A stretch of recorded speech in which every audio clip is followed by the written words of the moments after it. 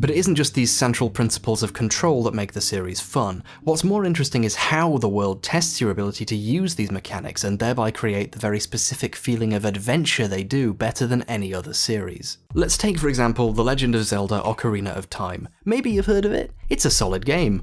However, a couple of things irk me about it. One is how there's this constant need to explain itself to you. Every new concept or creature or enemy in the game is explained to you carefully and in an easily digestible manner. When Stalfos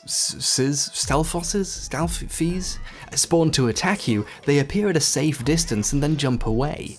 When a trap is introduced, it's shown to you in a way where you immediately know its entire path and what it does and so on. The game loves to tell you in straightforward ways how it works or what's happening and let you deal with it how you want. This is, fine, and I guess it's a masterpiece that I've loved my whole life.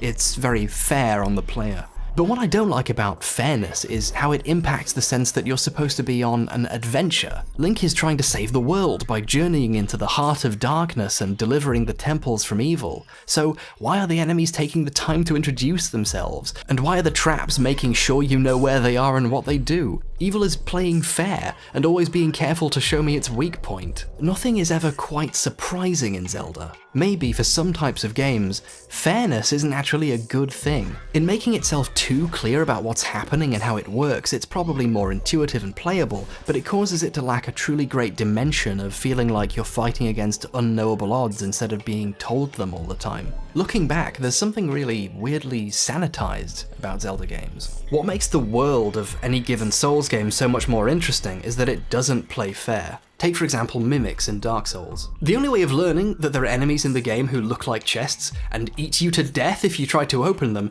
is to find one and try to open it and die.